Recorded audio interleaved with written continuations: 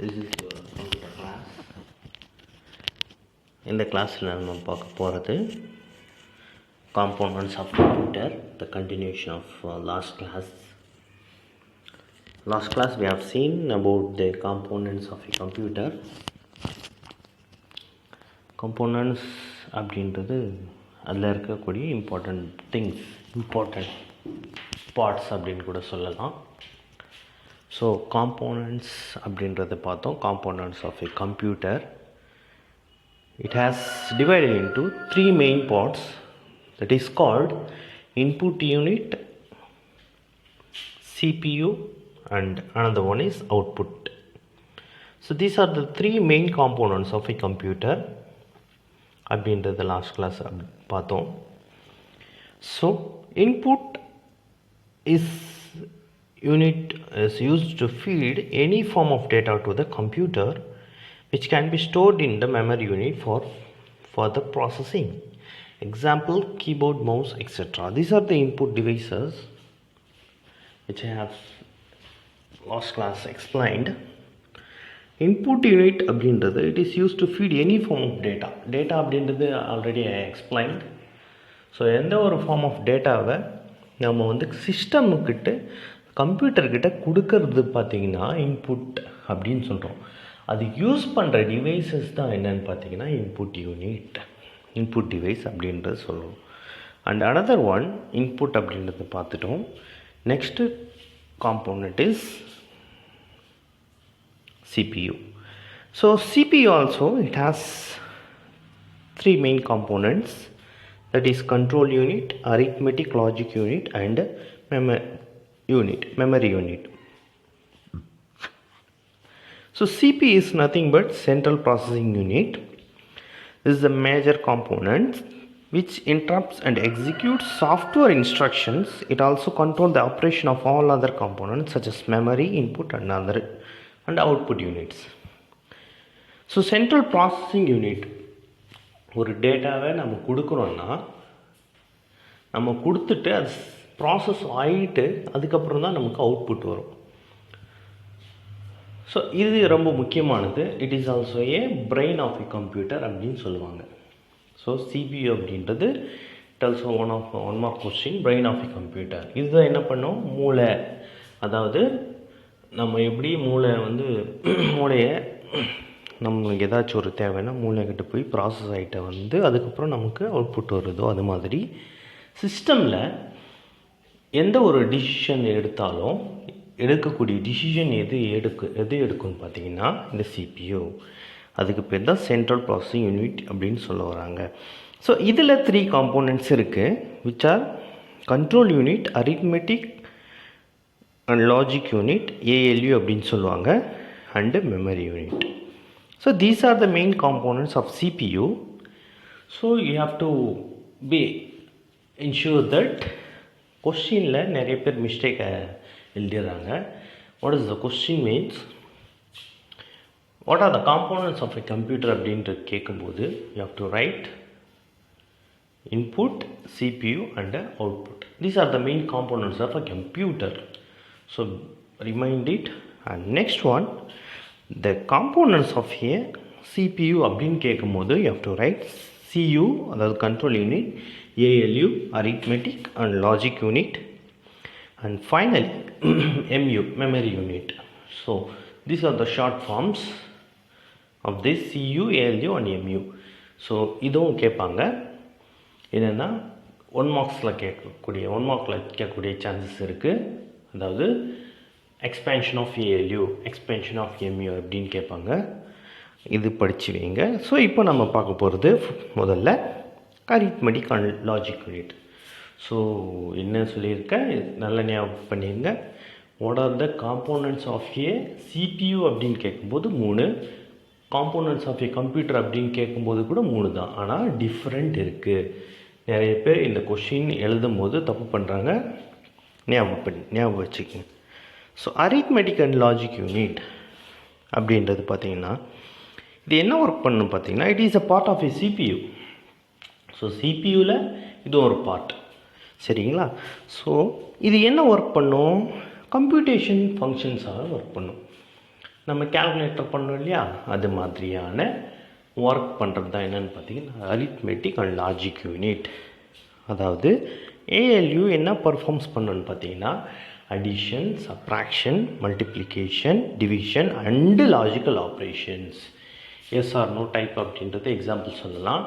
இது லாஜிக்கல் அப்படின்றது நெக்ஸ்ட்டு வரக்கூடிய டாப்பிக்கில், அதாவது நெக்ஸ்ட் வரக்கூடிய சாப்டரில் நம்ம விரிவாக பார்க்கலாம். ஸோ என்ன மாதிரி ஒர்க் பண்ணணுன்னு பார்த்தீங்கன்னா இதுதான் ஒர்க் பண்ணும். அரித்மெட்டிக் ஆப்ரேஷனான addition, subtraction, multiplication, division and logical operation. சரிங்களா? ஸோ இதுதான் இதோட மெயினான work. So the result of an operation is stored in internal memory of CPU. The logical operation of ALU promote the decision making ability of the computer. For example, decision making பண்றது எல்லாமே எதுன்னு பார்த்தீங்கன்னா arithmetic logic unit. For example, இப்போ நம்ம ஏடிஎம்க்கு போகிறோம். ATM போகிறோன்னா அங்கே என்ன இருக்கும், ஏடிஎம் மிஷின் இருக்கும். அங்கே போயிட்டு நீங்கள் கார்டை இன்சர்ட் பண்ணிவிட்டு அதுக்கப்புறம் கேட்பீங்க. சாரி, அது என்ன பண்ணணும், டிஸ்பிளே ஆகும். என்ன டிஸ்பிளே ஆகும்னு பார்த்தா முதல்ல பின் போடணும், அதுக்கப்புறம் அமௌண்ட் போடுவீங்க. ஸோ முதல்ல என்டர் த பின் அப்படின்னு கேட்கும்போது நீங்கள் கரெக்டான பின் போட்டிங்கன்னா ஃபர்தரான ப்ராசஸ் ப்ராசஸ் எடுக்கும். அப்படி இல்லைன்னா ராங் இருந்துச்சுன்னா இட் வில் டெர்மினேட், அதாவது வெளியே வந்துடும். இல்லைன்னா ராங் அப்படின்னு காமிக்கும். ஸோ இங்கே பார்த்தீங்கன்னா டிசிஷன் எடுக்கணும் இல்லையா? ஸோ அது மாதிரியே டிசிஷன் எடுக்கிறது எல்லாமே என்னன்னு பார்த்தீங்கன்னா அரித்மெட்டிக் லாஜிக் யூனிட். நெக்ஸ்ட் ஒன்று பார்த்தீங்கன்னா கண்ட்ரோல் யூனிட். ஸோ இந்த word itself already control. இது எல்லாத்தையும் கண்ட்ரோல் பண்ணுறது. எதெல்லாம் கண்ட்ரோல் பண்ணோம்? The control unit controls the flow of data between the CPU, memory and output devices, input output devices. இது டோட்டலாக கண்ட்ரோல் பண்ணுறது என்னென்னு பார்த்தீங்கன்னா சிஸ்டமை கண்ட்ரோல் பண்ணுறது எதுன்னு பார்த்தீங்கன்னா கண்ட்ரோல் யூனிட். ஸோ ஞாபகம் வச்சுங்க என்னென்னு பார்த்தீங்கன்னா காம்போனன்ட்ஸ் ஆஃப் சிபியூவில் வரக்கூடிய டாபிக் இதில் தான் arithmetic logic unit, control unit, ALU அப்படின்றத பார்த்துட்டோம். இப்போ நம்ம பார்த்துட்டு இருக்கிறது சியு. ஸோ இது என்ன பண்ணும்? It controls the data, controls the flow of data between the CPU, memory and input output devices. It also controls the entire operation of a computer. So டோட்டலாக சிஸ்டமை கண்ட்ரோல் பண்ணுறது கண்ட்ரோல் யூனிட் தான். சரிங்களா? அதுக்கு அடுத்தது அவுட்புட் யூனிட். இதில் output unit கொடுத்துட்டப்புறம் memory unit கொடுத்துருக்காங்க, அது பாருங்கள். அதுக்கப்புறம் நான் சொல்கிறேன். Output unit is any hardware component that conveys information to users in an understandable form. Example, monitor, printer, etc. இப்போ நம்ம இன்புட் கொடுக்குறோம். ஃபார் எக்ஸாம்பிள் ஒரு பிக்சர் என்ன பண்ணுறீங்க, நீங்கள் டவுன்லோட் பண்ணிவிட்டு அதுக்கப்புறம் என்ன பண்ணுறீங்க, அதை பிரிண்ட் அவுட்டாக எடுக்கிறீங்கன்னு வச்சுக்கலாம். இப்போ நீங்கள் டவுன்லோட் பண்ணுறது கொடுக்குறது என்னென்னு பார்த்தீங்கன்னா பிரிண்டருக்கு கொடுக்குறீங்க. அந்த டேட்டா நீங்கள் ஆக்சஸ் பண்ணுறீங்க. அப்போது ப்ராசஸ் பண்ணுறது எதுன்னு பார்த்தீங்கன்னா சிபியூ ப்ராசஸ் பண்ணிட்ட அப்புறம் இந்த பிக்சர் உனக்கு பிரிண்ட் எடுத்து கொடுக்கணும் அப்படின்றது டிசிஷன் எடுத்துகிட்டு அது என்ன ஆகும், இது பிரிண்ட் ஆகணும்னு சொல்லும். அதுக்கப்புறம் என்ன ஆகும், பிரிண்ட் ஆகும். அந்த பிரிண்ட் ஆகுது இல்லையா, அந்த பிரிண்ட் ஆகிட்டு வர்றது தான் அவுட்புட். ஸோ இங்கே என்ன சொல்ல வராங்க, ஒரு ஹார்ட்வேர் இப்போ பிரிண்ட் ஆகணுன்னா ஒரு டிவைஸ் இருக்கணுமா இல்லையா? கண்டிப்பாக ஒரு டிவைஸ் இருக்கணும், பிரிண்டர் தேவைப்படுது. ஸோ அதனால் இங்கே சொல்லக்கூடிய டெஃபினேஷன் பாருங்கள். an output unit is any hardware component that conveys information to the user in an understandable form. இப்போது அந்த இமேஜே உங்களுக்கு என்னன்னே தெரியாமல் வந்துச்சுன்னா அதுக்கு யூஸே இல்லை. அதுதான் இங்கே சொல்ல வராங்க.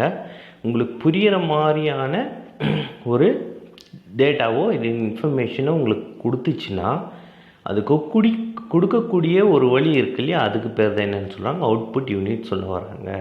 எக்ஸாம்பிளாக மானிட்டர், பிரிண்டர். கம்ப்யூட்டர் ப்ராசஸ் ஆகிட்டு ஒரு ஆன்சரை உங்களுக்கு கொடுக்குது சரியா, அது பேர் தான் அவுட்புட்டு. அது கொடுக்கக்கூடிய வழி இருக்கு இல்லையா, கம்ப்யூட்டர் அது எதில் காமிக்குதோ, இதில் எப்படி ஷோ பண்ணுதோ, எப்படி ரிசல்ட் உனக்கு கொடுக்குதோ அதுதான் என்ன பார்த்தீங்கன்னா அவுட்புட் டிவைசஸ் அப்படின்னு சொல்ல வராங்க. நெக்ஸ்ட்டு வரக்கூடிய டாபிக் என்னென்னு பார்த்தீங்கன்னா memory unit.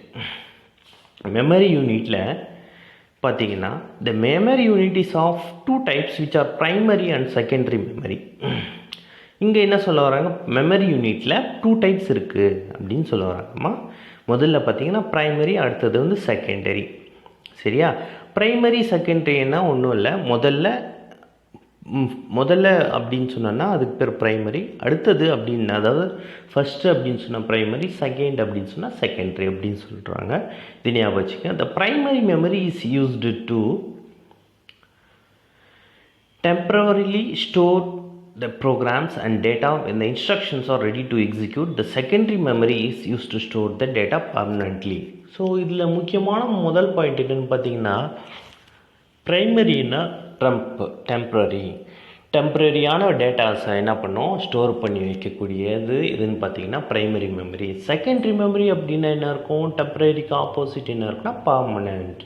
So you have to know that ப்ரைமரியில் முதல் பாயிண்ட் என்னென்னு பார்த்தீங்கன்னா அதோட டேட்டாஸ் என்ன எப்படி இருக்குன்னு பார்த்தீங்கன்னா டெம்ப்ரரியாக இருக்கும். அதுக்கு அடுத்தது செகண்டரி மெமரியில் டேட்டாஸ் எல்லாம் எப்படி இருக்கும்னா பர்மனெண்ட்டாக இருக்கும், சேவ் பண்ணி இருக்கும். That is the main difference between the primary இந்த செகண்டரி. சரிங்களா? ஸோ நான் வந்து அடுத்த கிளாஸில் என்ன பண்ணுறேன்னா உங்களுக்கு இந்த மெமரி யூனிட் பற்றி கிளியராக எக்ஸ்பிளைன் பண்ணுறேன். அதுக்கப்புறம் உங்களுக்கு இன்புட் அவுட்புட் டிவைசஸ் அப்படின்றத சொல்லியிருக்காங்க, அதுவும் பார்க்கலாம். நம்ம இந்த லெசன்ஸில் இது வரைக்கும் நம்ம பார்த்தது இந்த ஃபஸ்ட்டு சாப்டரில் முதல்லேருந்து நான் ஜஸ்ட் ரிவைஸ் பண்ணுறேன். இன்ட்ரொடக்ஷன் டு கம்ப்யூட்டர்ஸில் பார்த்துருக்கோம். கம்ப்யூட்டர்ஸில் எப்படி வந்து டெவலப் ஆகிடுச்சு, ஜென்ரேஷன்ஸ் அப்படின்றது என்னென்னு பார்த்தோம். So totally it has 6 generations. அதோட இயர்ஸ் வந்து ரொம்ப முக்கியமானது. அதுக்கு அடுத்தது நம்ம பார்த்தது என்னென்னு பார்த்தீங்கன்னா 6th ஜென்ரேஷன் கம்ப்யூட்டர். அதுக்கப்புறம் டேட்டா இன்ஃபர்மேஷன் அப்படின்றது சொல்லியிருக்கேன். டேட்டா அப்படின்றது ஒரு மீனிங்லெஸ்ஸாக இருக்கும், இன்ஃபர்மேஷன் அப்படின்றது ஒரு மீனிங்ஃபுல்லாக இருக்கும். ஃபார் எக்ஸாம்பிள் 22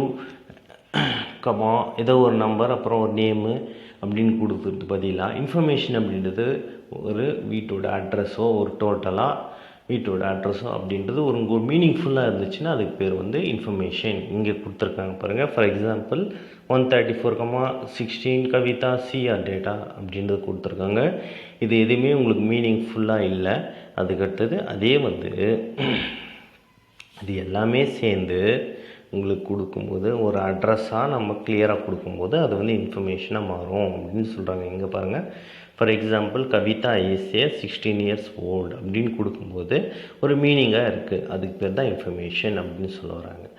அதுக்கடுத்தது என்னென்னு பார்த்தோம், காம்போனன்ட்ஸ் ஆஃப் கம்ப்யூட்டர் அப்படின்றத நம்ம பார்த்துட்ருக்கோம். நம்ம நெக்ஸ்ட் கிளாஸில் என்ன சொல்ல வரேன்னா மெமரி யூனிட், அதுக்கப்புறம் இன்புட் அவுட்புட் டிவைசஸ் என்னென்னலாம் இருக்குது, அதோட யூசஸ் என்ன அப்படின்றது நெக்ஸ்ட் கிளாஸில் பார்க்கலாம். Okay, if you have any doubt contact me. So இன்றைக்கி நீங்கள் இதில் ஒரு 2 மார்க் கொஷின் மட்டும்தான் உங்களுக்கு இன்றைக்கி நான் கொடுக்க போகிறேன். இந்த 2 மார்க் கொஷின் மட்டும் நீங்கள் என்ன பண்ணுங்கள், எழுதி எனக்கு ஆஃப்டர் தட் ஈவினிங்கில் அனுப்புங்க. ஸோ என்னென்ன கொஷின் பார்த்தீங்கன்னா அரித்மெட்டிக் அண்ட் லாஜிக் யூனிட் அப்படின்றது மட்டும் உங்களுக்கு இன்றைக்கி ஜஸ்ட் எழுதி அனுப்புங்க. ஸோ இந்த பேராகிராஃப் மட்டும் என்ன பண்ணுங்கள், எழுதி அனுப்புங்க. ஓகே, 3 மார்க் கொஷினில் வரக்கூடிய இம்பார்ட்டன்ட் கொஷின் அது. Okay, thank you.